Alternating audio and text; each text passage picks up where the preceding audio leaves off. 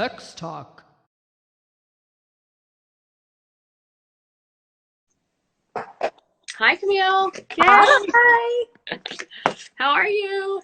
I'm good. How are you? I'm doing well, thanks. So, everybody watching, this is the first time I'm doing a sex talk live on Instagram Live. I've never ever done this before. They're always pre-recorded, and we edit them before we post them to YouTube. So, but this is fun. This is fun. I like Instagram because I feel like, first of all, it's a different audience on here, and sex education is so important. So, and today I would love to introduce Kamil, who has joined me. She is a somatic sex therapist based in Los Angeles. And Kamil, do you want to tell us a little bit about how you got into this kind of work? Yes.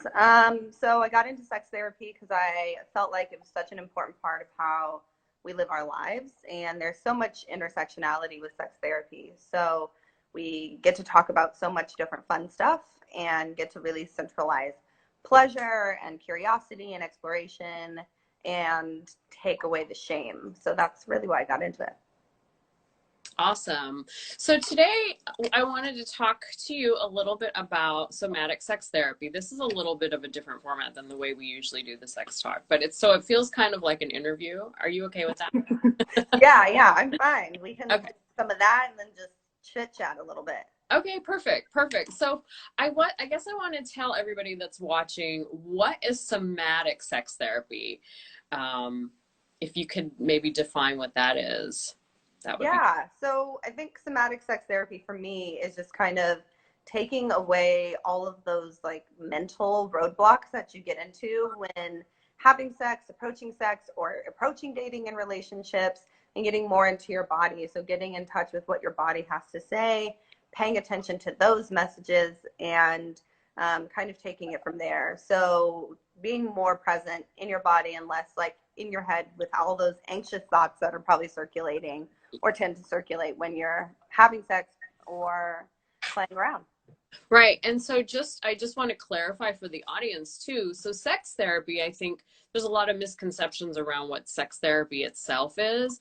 But for us, Kamil and I, we're both therapists, psychotherapists. So we do a lot of talk therapy around psychological blocks or psychological concerns, mental stuff, emotional stuff around sex and sexuality. So a lot of shame, guilt, re-educating, unlearning things that we might have learned, mislearned, and things like that.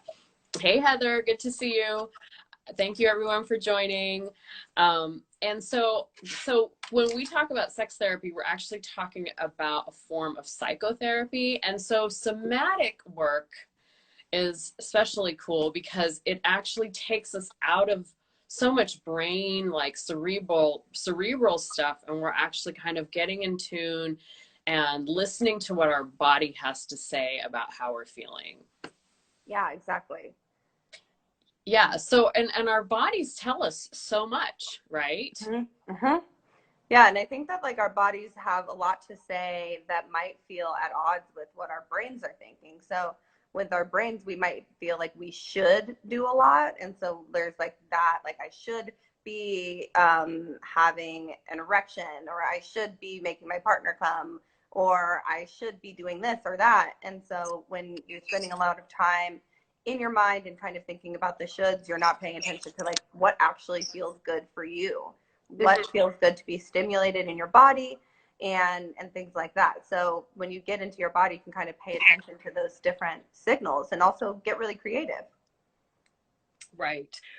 So since somatic focuses on the body, or for sort of like connecting the mind with the body, how would you recommend somebody going about wanting to deal with something? Let's talk about like maybe orgasms or like maybe difficulty orgasming.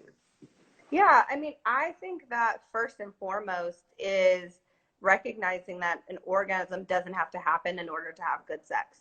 So I think that, yeah, like kind of paying attention to like how much pressure we're putting on that achievement or that goal-oriented sex So if you can take some of that pressure off and then get into your body a little bit, I think that it's really helpful to pay attention to different sensations that are being stimulated. So not only paying attention to how things are feeling, but maybe how your partner or partners are, like how they smell, how they sound, what different parts of your bodies feel like when it's stimulated, so that it's not just, I need to get to an orgasm and it needs to just feel this way. I think when you are kind of more in the moment, you can like notice different things about like how it feels when they kiss you, or how it feels to hear them moan, and that kind of can stimulate different things in your own arousal. And I think that that can help with orgasm. Absolutely. I think that when we're so focused on, I have to come, I have to come, I have to come, guess what? You're probably not going to. Not only that, even if you do, let's say you do, and let's say you're like trying really hard to achieve that orgasm. Once you get there, it's you've missed out on all of this really fun, enjoyable stuff. So taking the goal-oriented focus out of sex can really bring back a lot of that pleasure. So is that, I guess we would probably assume that it's the same for like erection issues, right? Yeah, I think that that's definitely something that I come up against a lot in like our practice, is people who have difficulty maintaining or achieving erections. And I feel like there is so much of a focus on like having a hard dick in this society. It's like the thing that defines masculinity and manhood. And so if you don't, there's a lot of shame. And with that, then there takes away that focus. And so then you're just focused on, all right, I just need to have an erection and I need to maintain an erection. And then you're not paying attention to all the other ways that you can please your partner. So I think getting into your body is really helpful then too, because you're not so focused on what happens if my penis loses its erection. Right. And I think that's such a conundrum for penis owning individuals, because there's, for men, that people that identify as male, that penis has been such a symbol of manhood for so long. And I think that this idea that they have to maintain this erection is really, at the end of the day, what sometimes sabotages it for them, is they put this pressure on themselves. So somatic sex therapy allows them to sort of like take the pressure off and get back into their body and start enjoying things for what they are. Yeah, exactly. Yeah. And noticing that like it doesn't have to involve penetration in order to be sex. And so you can do a lot of different fun stuff without there having to be penetration and orgasm. Yeah, penetrative sex and orgasm tend to be very goal oriented, and we're really kind of like spoon fed that kind of stuff in movies, and TV. It's like and there's no real sex education at school, so people are just kind of like winging it with their partners a lot of times. And like, that makes sense. You stick this penis into the vagina, and so that's, really all people are a lot of times trying. But I think that with somatic sex therapy, it really kind of puts the focus on enjoying pleasure, bringing a lot of the sensation back into the body, understanding that like, hey, other parts of your body have, like erogenous zones type, places like, like on your arm, or, in between your, like behind your knee, or like behind your ear. There's so many, interesting places where you can feel excitement and arousal. And I think we lose that when we're so goal oriented. Exactly. And I think that it's like, it takes away some of the fun, and it also takes away the creativity. So I think encouraging people to try to do different types of play and define what works for them. So even if something worked for you most of the time and it doesn't necessarily work now, that doesn't mean anything is wrong or broken. It just means you get an opportunity to have fun and play in different types of ways. Right. So can you give us an example of how you would encourage like one of your clients or something like that to get more into their body, to practice more like somatic work?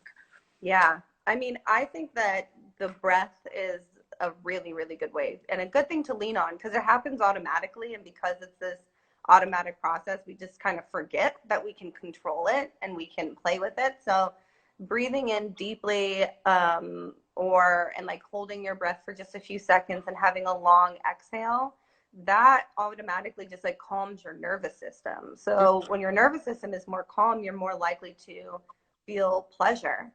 And so that's a big one. And also like using scent. I think that, you know, lighting candles or like having essential oils or something like that actually can help you be like, okay, I'm here. I'm like in this room with this person. Or if they have like a different, like a massage oil or a perfume on that you can focus on, I think that that's really helpful too, because you're spending less time preoccupied with what you feel like you need to do or what you should do, and more time just actually recognizing like this is what is. I also like mood lighting. Yeah. Right. Because yeah, that I love the fragrance, but if the lights are super bright, and I do like lights on because I like to see what's going on, but I also like a little bit of like shadows so that you have a little bit more silhouette and some like, which is a little bit more, I think, sexy. Yeah, I love that. Yeah, and I was just gonna say something else about, you said something about I can't remember. Anyway, but yeah, you were talking about exactly, Kelly, ambiance. Yes, you know what I'm talking about. I do like a lot of ambiance. I hate the overhead lights.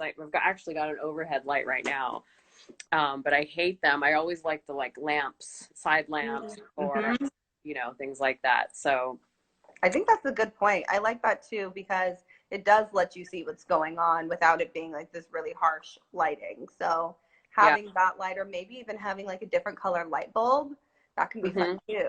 Yeah, absolutely. Absolutely. Yeah. Well, you did mention candles. So candles kind of maybe falls in that category of scent and lighting all in one. Yeah. So one thing that we've talked about, you and I, is treating painful intercourse. What kind of advice can we give to women who experience pain during intercourse?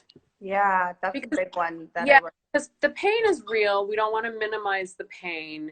You know, a lot of somatic work,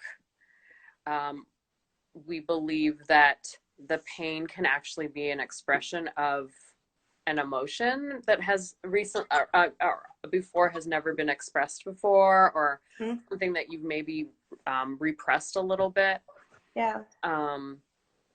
So we don't want to minimize the pain, because what happens with, like, when you're experiencing painful intercourse, the pain is really real. And I think that it's hard for people to conceptualize that this is something that may be caused by a severe anxiety or something like that. Yeah, totally. I work with painful intercourse a lot, and I think that sometimes it can come from having some type of trauma, and also sometimes it can come from that being preoccupied with what you think should happen or what you think the expectation is, and your body holds on to those messages. If it's not feeling safe, it might tighten up or clench up, and things aren't going to feel as good. And I think that a lot of typical treatment for like pelvic floor pain or vaginismus or vulvadynia is to go to a pelvic floor physical therapist and use dilators and things like that. And I think that we have some thoughts about that.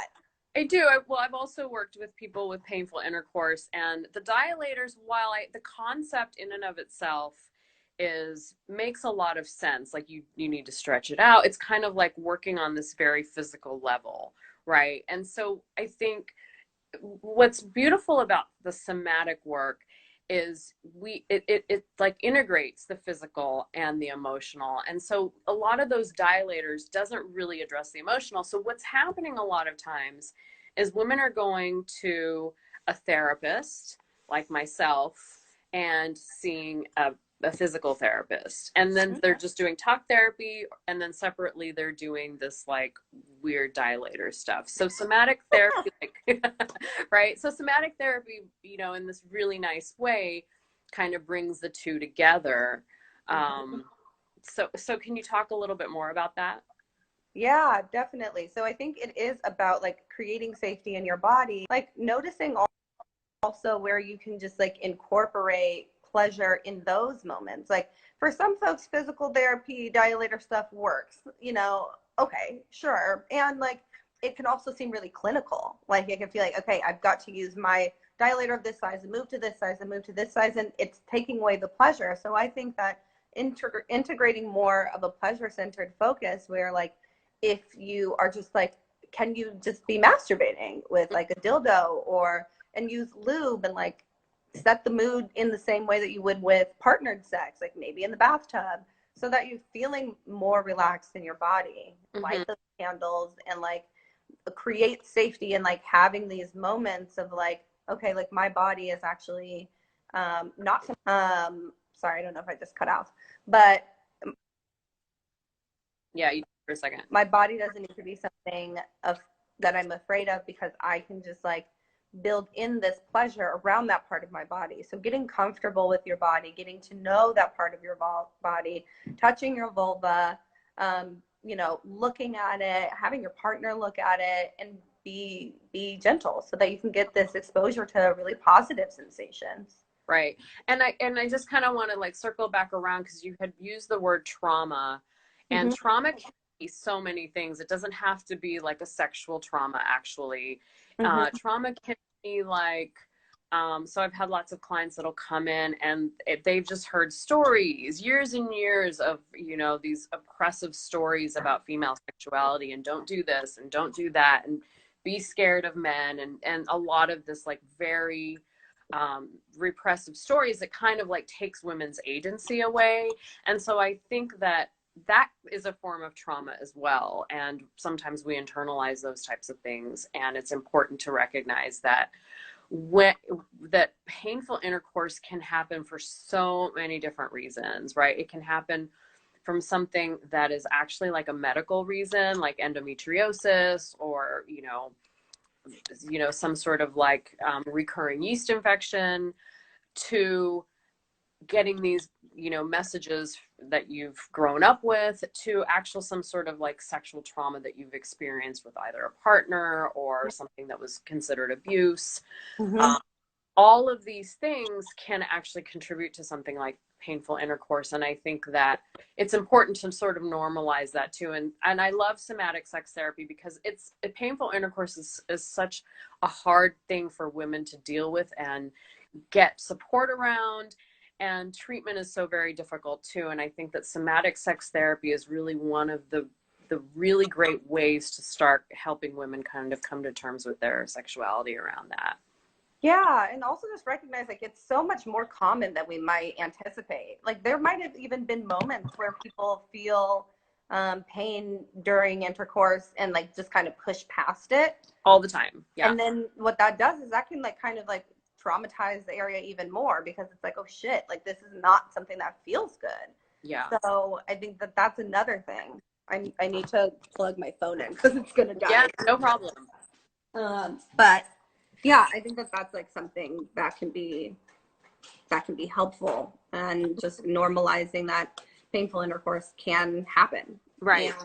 And that it's not like a death sentence. It's definitely very workable. Right. And the thing too about it is a lot of times women will experience it for a period of time and then they'll not experience it again. Right. So you can have corrective emotional experiences by yourself without even seeking treatment. Sometimes people have corrective emotional experiences because all of a sudden they've started dating someone that they feel really safe with and the sex feels really safe. So a corrective emotional experience is basically having something that rewrites that old negative story. So, and of course this talk isn't only about painful intercourse. So I want to shift. I know you had mentioned that you had taken some poll questions on your Instagram. You want to talk about those? Yeah, definitely. I was looking over some of those poll answers right before we started, and it was so interesting to note, especially like how split a lot of the things were. Okay. And I got a few DMs of people being like, "Oh, I can't choose," or like, "It's both." And like, yeah, it's like we want to have both. We want to have like everything to be on the menu so that we can feel like we're getting the most out of the experience. So that's super normal. Yeah, yeah, fluidity. So what were some of the poll questions that you asked your audience? Yeah, so one of the things I asked was if you prefer biting or spanking, and it seemed like spanking kind of won out on that one. Spanking Yeah. is a little less intrusive, right? Yeah, but I feel like you can totally have like some playful like biting, even like while you're kissing or something like that. Mm-hmm. So that one, let's see, what else did I ask? Being blindfolded or tied up. Mm. Yeah. Can And you see what people are responding? Or, yeah, oh, you I can. wonder if I can. Because Kelly said yes to both. Yes. Cassidy Vice said preach. Yeah, let's see. Does anybody want to chime in on those? What Yeah. about Who else wants to chime in? Spanking or biting? Yeah. I prefer spanking. I'm not a big biting person at I all. think I do. I prefer spanking too. Yeah. I mean, biting would have to be like really, really mild. Yeah, kind of like some gentle stuff. Yeah. Or I'd have to be prepared for it. Yeah. Like know it was coming. Mm-hmm. Let's see, both. And that therapist said both, tie up and blindfold. Yes, please. I like that. So Cassidy Vice said toys over freehand. Yeah, that was another question. I said, would you rather always have toys or never have toys? Mm. And so I guess it's toys. Toys for Cassidy. It is. Toys. Oh, I would rather have toys once in a while than never. Mm-hmm. Yeah.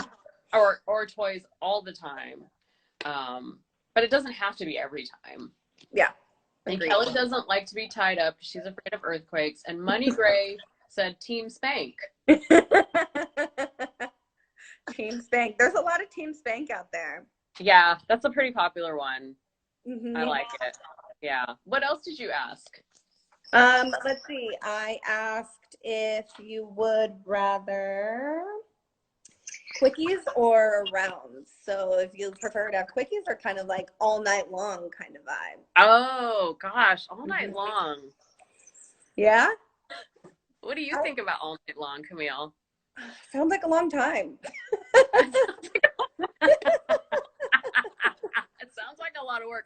Unless there's a lot of people involved. I think that a lot of, like a group sex sort of situation could be more fun longer. But with the same person, I don't know.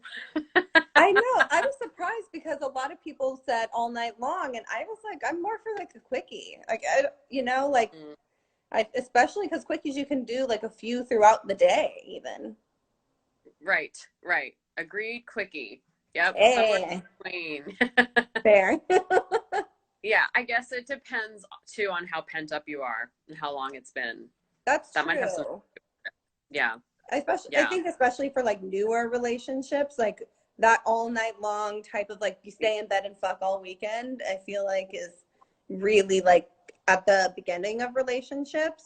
And doesn't mean that anything is like wrong with it if it changes or shifts throughout. But then I feel like for stamina purposes, I'm good for a few quickies around during the day. Or and that would be a whole nother sex talk about, long-term relationship sex, LTR sex. Yeah. I love that. Yeah, we definitely should do that. Yeah, it's a good one. All right. Anything else you want to throw in the pot before we end our sex talk today? Any other questions? Does anybody have questions that's tuning in? Anything about somatic sex therapy? I like all fight nighters, but that doesn't necessarily mean it's all physical. Lots of talking, laughing, and giggling along the way. Oh, I like that. Like a fun night. Like it's not just focused on your genitals. You're doing all the things, and then you're, also having orgasms and or playing with each other and having fun. Yeah. I feel as though I learned from media that it's supposed to be rounds. I learned that quickies are acceptable and enough.